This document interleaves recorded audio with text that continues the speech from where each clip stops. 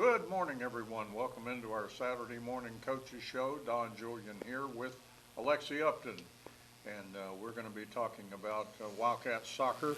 They had a cold one last night. My goodness, I don't know that. I'll have to ask Alexi if he's ever been in a game that cold before. We'll get a complete report. It was under freezing, I know for a fact, probably 28, 29 degrees if I had to guess. But anyway, we'll get into that. Looking at some other things, and there is a lot today. Wildcats basketball, Clark Cipoletta having a warm-up game for the playoffs this morning. It'll be at 10 a.m. As far as I know, again, everything I'm talking about weather permitting, so this is all real iffy stuff. But they are supposed to play at Anna at 10 a.m. this morning, warm-up game. Anna is north of McKinney, I believe, up in that area. And by district, I do not know if it's been sorted out yet. And I put some feelers out there and have not heard anything yet. Wildcats 16-9 for the season. Of course, they were 9-3 in district play. They're the district's number 2 seed. Lady Cats basketball, Coach Brittany Tisdale. I do have some information, lots of good information on them. Their area game, they will be facing Royce City. It will be, Doug will be hearing this for the first time as he's adjusting his camera over there, Monday in Greenville at 6 p.m. So a long road trip over to Greenville for the playoffs. Can't beat that. And the Lady Cats won last night in the by-district game. They had a nice lead after 3 quarters, had a really tough fourth quarter, and but managed to get a big basket right at the end. Beautiful inbound pass to Addison Wall, and she was wide open underneath the basket. Just how do you do that? But it happened, and she put it in the basket. And Nacogdoches had only 3 seconds, and they could not even get off a shot. And very good defense by Reasia Ivory was all over that young lady coming down the court. But but she didn't foul her, and the game hit triple zeros, and they didn't even get off a shot. So that was the way that went, and so really that's about all we can tell you at this time.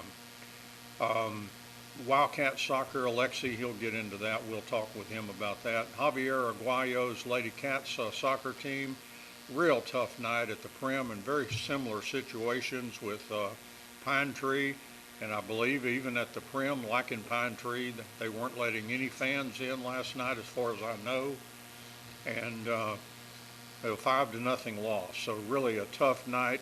Javier's got a wonderful young team, but every once in a while they kind of play young. So maybe that was last night was one of those deals. So they can be magnificent and then have struggles. So kind of inconsistency is what you usually get a lot of times with young players, and maybe that manifested itself last night. And even their record, 2 wins, a shootout win, and 2 losses. So kind of up and down for the Lady Cats. A bye on Tuesday, and they'll be traveling to Hallsville on Friday. Now, the last time we saw Hallsville, they were a really, really, really good girls team. So we'll have to see how that all shakes out with Hallsville. We haven't seen them in a while. The Lady Cats will close first half of district play against Hallsville, 8-6-4, their season record. Wildcats baseball canceled 2 scrimmages yesterday. The Friday scrimmage at home against Carroll, and then one Monday that was supposed to take place in Bullard. The Wildcats still have a scrimmage schedule with North Lamar Friday at home at 6 p.m., weather permitting. Lady Cats softball, David Carrillo canceled 2 games. One was the home scrimmage last night with Sherman, and also their season opener at Lady Cat Park on Monday with Wiley East also canceled. And the Sulphur Springs softball tournament coming up Thursday through Saturday. And again, weather very much will be the determining factor on how that goes. And David Carrillo is examining all his options. I don't know anybody that keeps a closer eye on the weather and has more weather apps than David Carrillo. So he can say, let me consult my apps, and he'll go to about 4 or 5 of them. But anyway, good luck with the Lady Cats. Power lifters, Wildcats and Lady Cats scheduled to be in Commerce this week. Lady Cats on Thursday, Wildcats on Friday. Their last meet this past Thursday in Greenville canceled. So Wildcats tennis is supposed to have a tennis tournament on Friday at Tyler High School, the former John Tyler. And so that will be going on, and again, weather permitting, very much so with tennis, unless they can find some indoor courts somewhere. Lady Cats golf will be at Lindale Thursday at Garden Valley, again, weather permitting. There's no Wildcats golf scheduled this week, and there's supposed to be a track meet, Wildcats and Lady Cats, listed as to be determined on my schedule, so we'll have to find out more about that and find out if they can even do it. But that'll be coming up on Friday for the Wildcats and Lady Cats track team. And that is everything else. And now we have Alexi Upton. Coach, tough ball game last night. Let's just talk first of all. Well, let's tell people you got lost the one in overtime, 2-1 at Pine Tree. It was a weird game where I guess there was ice all over the stands and maybe around the stands where people could slip and fall and hurt themselves. And the weather was just brutal. Have you ever been involved in a game that's been played below freezing? Yeah, not many. I went to Terrell one time, and we played in something that was, I don't know, 25, 26, 27, somewhere in that range. Wow. Yeah, the keeper came back, and his hands were all purple. Yeah, so, I mean, other than that, though, I mean, I was telling my kids last night, that had to be probably one of the coldest things that I've ever been a part of. So, you know, it was cold. You know, their AD, Pine Tree's AD and Pine Tree's head coach, they, you know, talked about how they tried to, get some of that ice off and try to clean some off, but it was just everywhere, and it was too much, and their stadium's too big. So they just cut it off and did a live feed. So, yeah, it was just a weird weather kind of game. Yeah, absolutely. And plus your chill factor. I mean, it's not just cold, but, pretty howling wind that just makes it miserable. Yeah, the wind was sharp, especially when we kicked off and we started the game.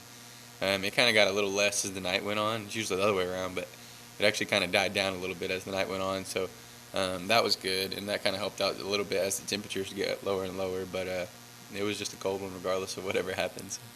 You did get one goal from Diestato, got one for you that sent you into overtime. Did you score first or they did? Oh, he scored first, and then we actually scored a second one. We were up 2-0, but I don't know. I guess the ref saw something that we didn't see. What was the call? Yeah, we called an offside call. We went back and watched it on our huddle film, and it wasn't. But that's fine. Those things are going to happen, and but. It really hurt. It really hurt us, and it really changed the game, though, because you're 2-0 up, and you're comfortable, and you can kind of sit and play the game your way. And then we weren't 2-0 up, and they scored literally about 2-3 minutes right after that decision. So it was a 2-goal flip real quick. It went from it could have been 2-0 to now it's 1-1.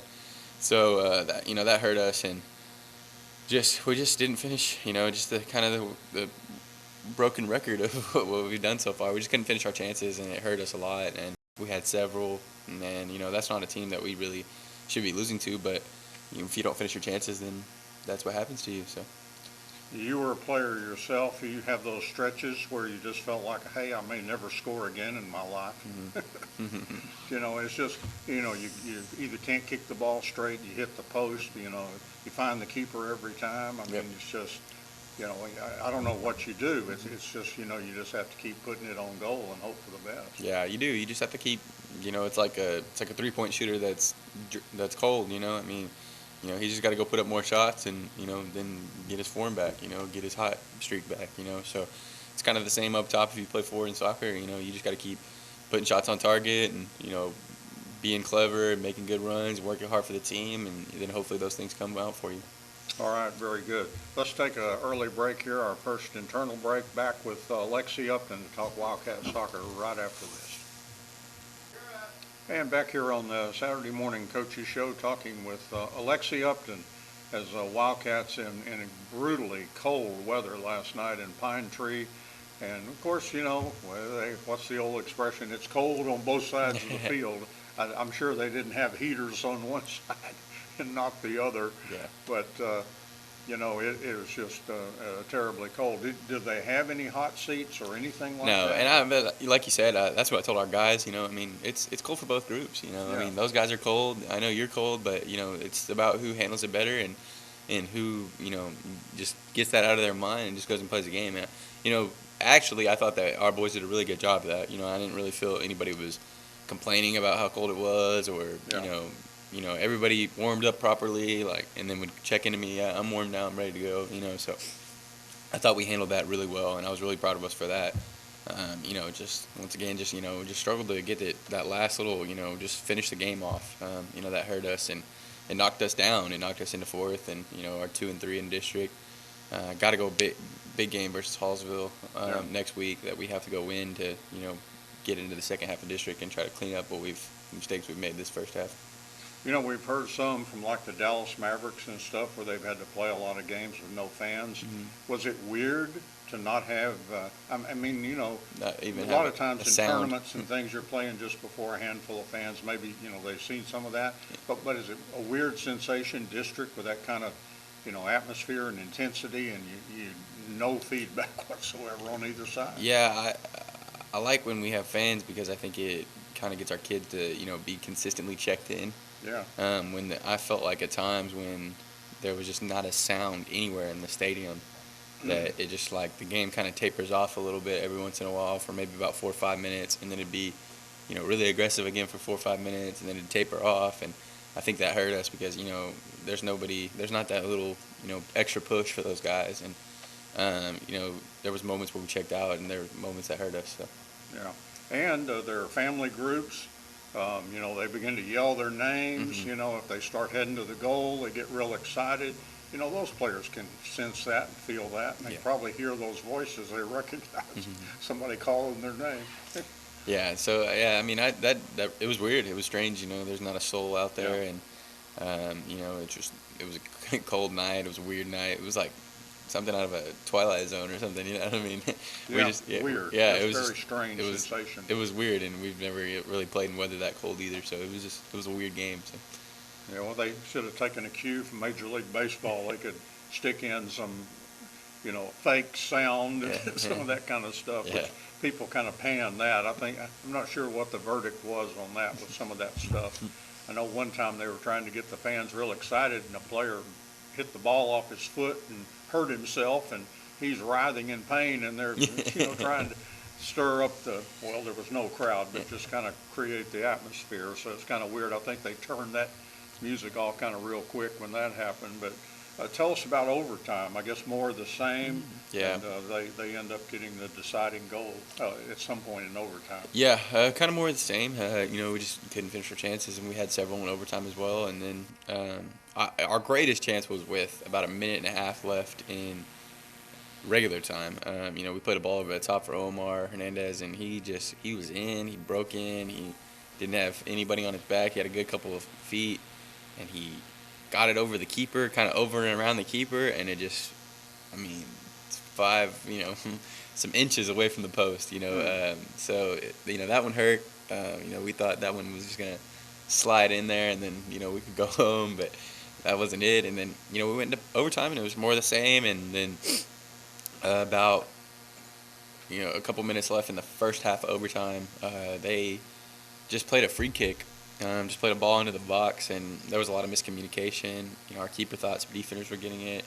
Our defenders thought our keeper was getting it, and it just literally just went right through everybody and just found its way in the back of the net. Oh, my. Yeah. So it's a hard way. That's a real hard way to lose, but it's just on us to communicate and do better in that. So in that situation. So.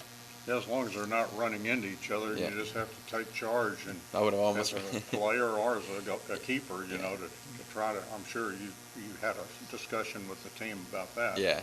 As as you do with every teaching moment, that you have a chance with your team, and so How about the bye? Is that something that you welcome right now? Or? Yeah, I mean, I think it's a good time for us to just kind of get a little rest period, kind of regroup. I don't know in terms of practice how much we'll do due to all this weather, and just trying to keep kids safe and keep kids inside, especially if it snows like it says it's gonna, and 0 degrees like it says it's gonna. That's crazy. So. Yeah, I mean, we're gonna try our best to just let them, kind of rest it up, and then, maybe, Wednesday, Thursday, Friday, kind of try to get after it a little bit at that point. But we're gonna be smart about how we, handle the, cold weather, and if, this is a good point, kind of halfway through the district to kind of say, hey, let's shut it down for a little bit. Y'all rest, take your time off, enjoy yourself, and then hopefully that helps them get rejuvenated and come back for the next half. What kind of team is Hallsville you got coming up Friday? You'll be back at the Prim again. Hopefully, I guess weather permitting, we've just got to keep saying that. Yeah. But, it is February, and Yeah. you get lousy weather sometime in February in Texas. Yeah, February, Texas is the time of the year. It seems like people expect snow on Christmas Day, but it's really snow about Valentine's Day is when it comes around. But yeah, I mean, I fully plan to play on by it next Friday. I mean, even if it's 30 outside, we just played in 26, so I mean, Really, yeah. So I mean, it's all uphill. yeah, here. it's all uphill from here. So it's not really a big deal. But yeah, I mean, we'll play on Friday, and Hallsville's a good team. They've played a lot of big names close. They beat Texas High last night 5-2. So kind of a little bit of a shootout that went on there, and they played Longview really close to 2-0. They played they have Mount Pleasant coming up this week. So they're a good group. They have Pine Tree and Mount Pleasant left. So that's 2 hard games for them. Yeah. But yeah, it's a hard fought team. They're very defensive and they're very team oriented, and so they'll be a good group and a good challenge for us. Quite a district, when you look at these Yeah. teams. I remember the first time we got in there, Andy Holt had not missed the playoffs, I guess maybe in his entire coaching career. He, had always found a way. And he knew instantly when we went in, because there were about 3 or 4 teams that had great runs, not exactly all coming from the same district. There were 2 or 3 different districts, I think. But he knew that there were like 4 really quality teams, and sure enough, we struggled and did not make the playoffs. That was the only year that I know that Andy has never made the playoffs. Surprisingly enough, he almost missed out over at Frisco Wakeland. Then he wins the state championship. You talk about some veteran players getting together and saying, we need to start playing better. Yeah. Or we're not going very far. Yeah. So that was a team taking over and really doing some fantastic things.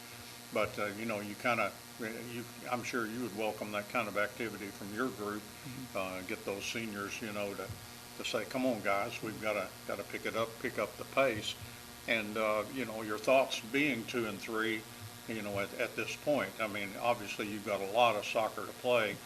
We get Longview again, we get Mount Pleasant again. Those are, you can look at them any way you want, but those are opportunities. Those are chances to turn it around. As well, get Pine Tree at home, and just, you get everybody again, Texas High, Marshall, Hallsville again. So. Yeah, I mean, going back a couple, thought points. I thought, some of our guys did step up last night. Our senior leg guys, and it's just about getting that whole 100% energy from everybody the whole entire game long. We get it from everybody in spurts. But we're not getting it through the whole consistency of the game, and we're just really not finishing those chances. The chance is not finishing or starting us. You could be the best defensive basketball team in the state, and then if you can't make a basket, then you're gonna struggle. So it hurts us, and like you said, it's a really good district. Pine Tree's always been traditionally very strong. When I was in school, I went to state my senior year, but we went to Pine Tree and only won 1-0. And so they were a really good team then, and they're still a really good team. Like Mount Pleasant and Longview are the top 2 in the district. And like I said, even Hallsville is a team where they're very defensive, and they can sneak up on you if you give them a chance to. So we're a really good group, and we got to be striving to just be more consistent. And hopefully that means that, like you said, some of our senior guys step up and really get after the opportunity to say, hey, this moment right here, we need to turn ourselves around. So hopefully that happens for us. But yeah, it's a really good district. It's a strong district. I think it's a district that when it plays the other half in the other district in the first round, we could go 0-4, but we could go 4-0. You really never know. So it's a challenge every week to just go out and just play that game one game at a time. All right, very good. Take our second internal break, and we'll be back with Alexi Upton right after this. And back here on the Saturday Morning Coaches Show. And in case you have not heard, we heard from Coach Tisdale this morning, and the Lady Cats will be playing an area game against Royce City, and it'll be nearby. It'll be Monday at 6 p.m. in Greenville. So hopefully they'll be able to not have to skate over there, but we shall see what the weather's like Monday at 6 at Greenville. At least that's the word right now anyway. And we'll certainly let you know any other thing that we find out. And talking with Wildcat soccer coach Alexi Upton, we were kind of talking about some senior leadership. A guy that me, just kind of watching the team, that seems to be maybe a leader. You could shed light on this, and you may want to name somebody else or mention other players. But I think of David Marino. You know, he just seems like the kind of guy that people will follow. I mean, he just, they depend on him, and he's been a big part of your team for a lot of years. You can correct me if you want to, but he just, he jumps out at me. No, yeah, absolutely. He's the guy. I mean, even at the end of the game last night in Pine Tree, you could look on the field and he's just gassed. I mean, he's just out of breath, out of energy, because he's a guy that he practices what he preaches. I mean, he goes out there and he gives 110, and he demands 110 from everybody else, and and then with 5 minutes left, I could look on the field and I could see that he was just done. But he's smart on the ball, and we needed him in to kind of finish that game off. But yeah, I mean, he's an incredible guy. I hope UT Tyler keeps looking every time he plays, because he's special. And I hope they get a chance to take that kid and let him go play some college soccer, because he's phenomenal. And he's great in the classroom. He's top 10%. He's a smart kid. He's a hardworking kid, and it's really one of those guys that he could go in any college program, and that college program would be like, hey, thanks for sending me this great kid. This guy's great. He's a hard worker. He's talented. He's great in the classroom. And they're going to just be super happy with the decision they made, and give this kid a scholarship, give this kid some money, because he deserves it. So he's a great guy, and we're needing a couple other guys to just come up and just be big in the moments. And I think we're slipping a little bit in the moments, and I think if we just kind of clean that up, we could be a really dangerous team. This is a good point to kind of fall apart, because you hope that you just start going up from here. And I think we can go up from here, and I think we're still a really dangerous team. Whoever we play in a first round of district, or second or third or whatever, we can compete with anybody that we play against. Nobody blows us out of a gym. Nobody, out physicals us or outworks us or anything like that. So I think we have a chance to go into any game and win any game. So. All right. Well, you talked about some of the, the leadership and the seniors. What gets you excited about the program, maybe the future of the program, some of the younger guys that you look forward to coaching for several more years? Yeah, we have a great group of younger players. Kevin Yanez, that graduated last year, his little brother Alex Yanez is a freshman. He's very, very talented. He starts as a freshman. Shows how talented he is and how hard he works. In the midfield, we have some, really good players. Aubrey Camacho's a sophomore that came in from JV. Angel Andino's a junior that's been with the Varsity group for quite a while. And then up top, we're young. They're two sophomores that usually start up top. Our pretty boy Omar Hernandez usually takes a couple more minutes to stretch and just make sure that he's 100% ready to go. So we always start, two sophomores every game up top. Uriel Santa Cruz and Edgar Salazar. Edgar's got 5-6 goals this year. Uriel famously scored a goal last year as a freshman that kind of won us a game. Everybody was like, wait, who's this freshman? Yeah. They're, good guys up top, and, good younger players that, we still have a long future with. Matthew Clark in the back, started a lot last year as a freshman to help us out when people were injured. DJ was injured a lot last year, David. And then, he's starting again this year. He's a really good guy. And then in the back, at keeper, Ty Wynn is a sophomore, and he played all 100 minutes last night, and made one small mistake at the end, but he made a ton of saves. Made a really big one-on-one save early in the first 10 minutes of the game that could have hurt us bad, but he came up big and made a big save. So we're a good mix. I think we're a great mix, and we've always been a really good mix all my years. In my very first year, we were really, really young, and a couple seniors. And then, as time's gone on, last year and this year, we've been a good mix of, there's the youth in the group and there's leadership in the group. So, All right, very good. Third internal break, come back and wrap it up with Coach Upton right after this.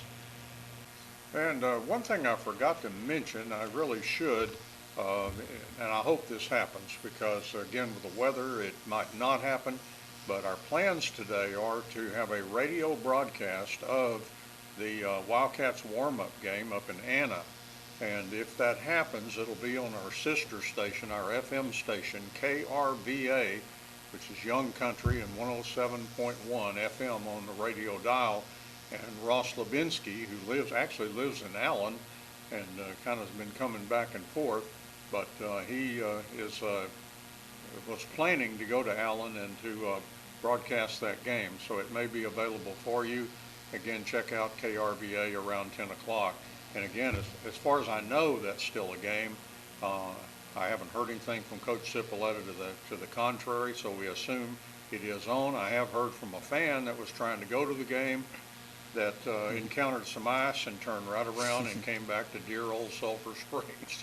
So, I don't know. It just depends on how you go and what random. The roads are like. And we went all the way to Athens last night, did not encounter anything bad with the road anywhere, going or coming. It was obviously cold, and coming out of the arena and everything was cold enough. That was as cold as I wanted to be, and I was glad I wasn't alongside Coach Upton there.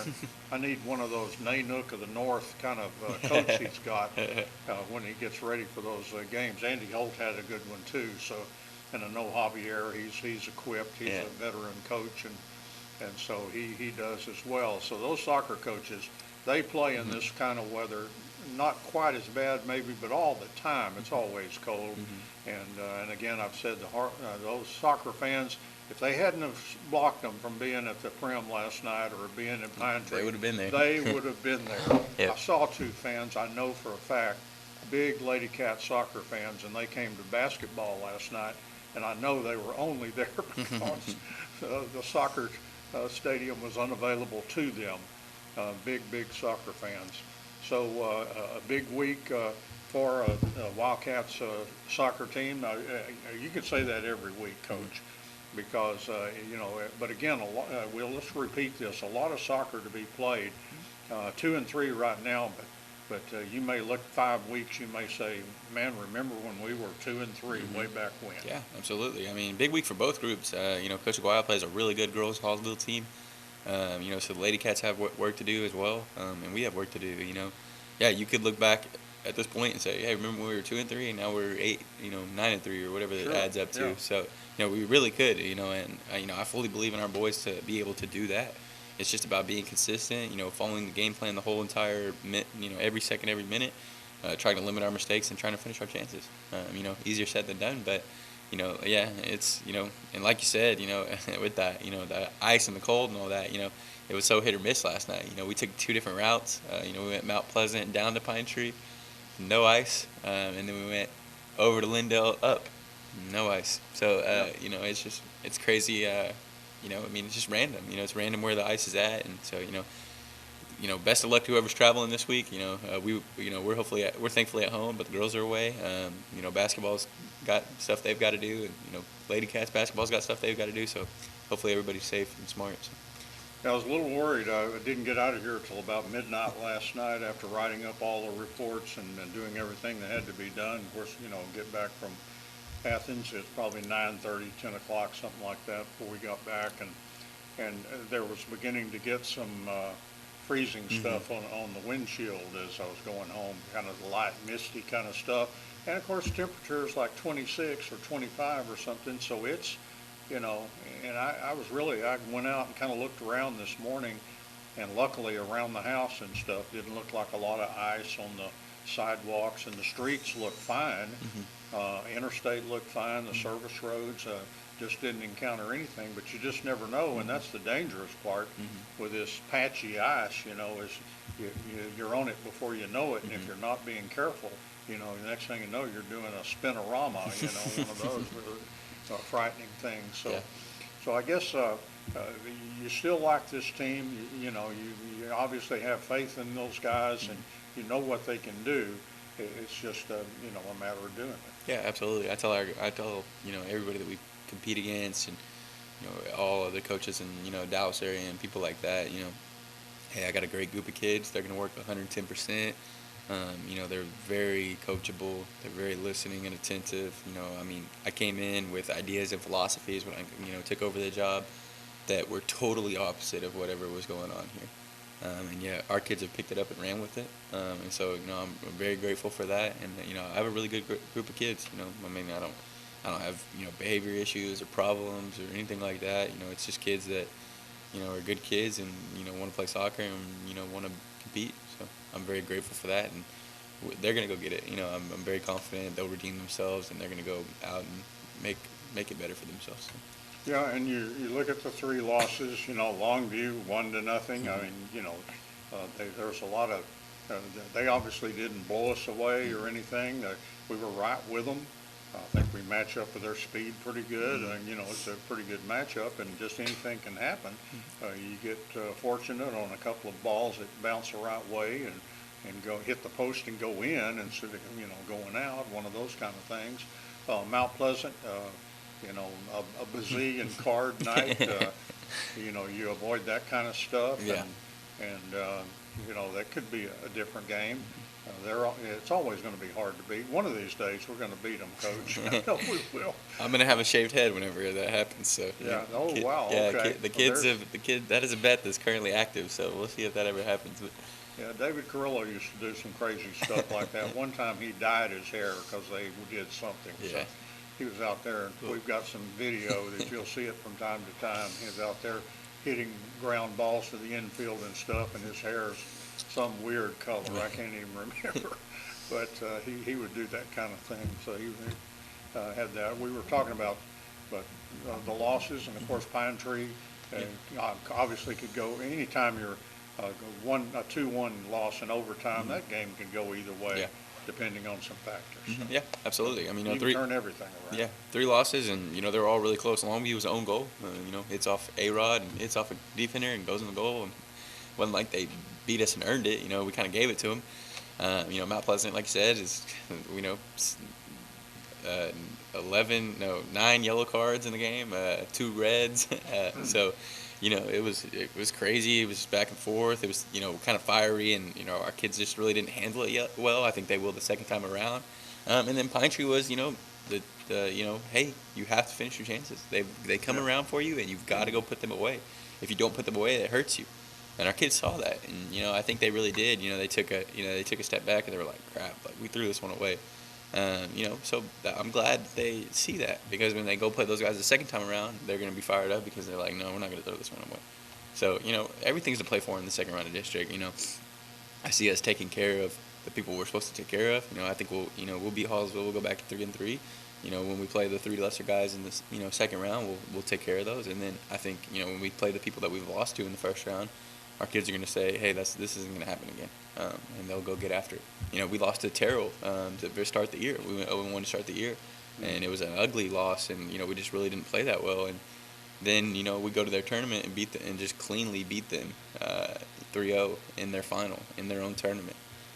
So my kids are really great about rebounding. I tell people all the time, my kids will redeem themselves. They will find a way to redeem themselves, and they work really hard on trying to be better. So. We'll go get it, and I'm not worried about it one bit. I'm actually very excited to go see what happens. So. Well, I've heard it a million times from coaches. Lots of chances, just couldn't finish. You hear that over and over again, and you just wonder. It's kind of like, I don't know, maybe basketball coaches with missing free throws. It's not like they don't practice that, like every practice. Yeah. But like last night, the Lady Cats. Oh my! It was a very tough night for hitting free throws for both teams. I don't know what it was with those rims in that place of the baskets. Maybe they were smaller than they were supposed to be. But, wow, it was just one of those nights. And I know your mentor, Coach Peak, a Wildcat himself, and a soccer player and baseball, and played some other things. But did he have a special approach when when a team had a lot of chances and didn't score, you just say keep it up, keep trying, put it on goal. He used to tell us this thing that five chances equals a goal. He said, "Hey, just go get our 5 chances, because one's gonna go away. 5 chances equal a goal. So just go get your 5 chances, and something's gonna happen good for us." And so I felt like we were always like counting in our heads. We're like, "What are we on?" So, but yeah, he was just very positive. He was a very positive guy. Kind of Andy Holt's the same. I've seen him, coach before, and he kind of has the same approach. And they're just, hey, next one. Like we just gotta keep pushing. You can't beat yourself up and get negative that you missed that one. It's next. I mean, Omar misses that one that's just inches away, and then he just turns around and he like has his hand in his head and he just looks straight at me. And I said, hey, you're good, man. Like we need you. We need you to be great. So dust it off and let's roll on. So, I mean, those hurt, and those hurt as kids, because they want to win. They want to win the game, and they want to be the hero. And sometimes you're not, and they have to learn those lessons and just move on from it. But like I said, a lot to play for, and we're really excited to go get the second half of district. So I certainly don't want to denigrate assists. That's always great, but the whole expression in a lot of sports, you miss every shot you don't take. Yeah, exactly. And so I think that's the thing. If you're a goal scorer, you keep putting it on goal, and eventually. We saw a free kick the other night with Omar where he just sneaked it in there. Put it in exactly the perfect place, kept it low. It just went right where it needed to be. I don't know if the keeper got screened or what, but it just went right in there. And sometimes that's you just got to keep putting it on goal. Our Diosdado goal last night was a free kick, and it literally just right under the bar, just literally just right underneath it. It was perfectly placed. I mean, it could not have been any more perfectly placed. Even I think the keeper got like a slight tip on it, like just like a finger. But I mean, it was perfect. And like I said, like you said about taking the chances, though, we were gonna play a free kick, kind of trick play, and we were about to start doing it, and it kind of blew up in our face. So he just took a touch and bang, and it goes in the goal. And I tell the guys all the time, shoot. You have to shoot. You got to go, just give it a try. Whatever. Keeper saves it, okay, whatever. Doesn't matter. But at least you put it on goal. At least you gave us a chance to score. So like you said, just shoot the shots, and hopefully it works out for you. So. Yeah, I remember that crazy playoff game we had with Jacksonville. Neither team could score. It went to PKs. Neither team put a shot on a goal, it seemed like. Yeah, but yet, with about, I don't know, somewhere in overtime, either first or second half, can't remember which one, and, we're just kind of relaxing there, and that's sometimes you're relaxing when the ball ends up in the goal. It's just something sudden happens, and Omar, from about 40 yards out, just takes a kick, and I mean, it was a howitzer and a drill bullet, and it bangs off the crossbar from about 40 yards, and that could have been the game right there. That could have been a 1-0 win for us in the playoffs, and it's just out of the blue and from way out. I've seen some. I remember a free kick one time. I bet it went 55 yards, and a kid just put it right on goal, and somehow the keeper just didn't get a good look at it or something. It ends up in the goal. Talking about our goal against us last night, it was the exact same thing. But yeah, I mean, absolutely. I mean, like you said, we could have won that game 1-0, and then Jacksonville went all the way to the regional tournament. And so therefore, we could have gone to the regional tournament. Just like I feel about this group right now. They can compete with anybody. If the ball bounces our way and we do our job, we play right. We win one game, we win two, we win three, we win four. So I'm not really worried about where we're at right now. We just need to clean up some things and shore up some things, and we'll be good to go. So. Very good, Coach. Appreciate your time. Yes, sir. On Saturday morning with a lot of other coaches with things that they have to do and places they had to be, and always appreciate your time. And it's fun watching your team. They're a joy to watch, and some great guys, and I'm glad to have gotten to know some of them, and so best of luck, Coach, and we'll be watching on Friday yes, sir. As it rolls around and Hallsville comes to town. Look forward to seeing how we do against them as we wrap up the first half of district play. Yes, sir. All right, that's going to do it for our Saturday morning coaches show. Thank you so much for joining us. I'm Don Julian. So long, everybody.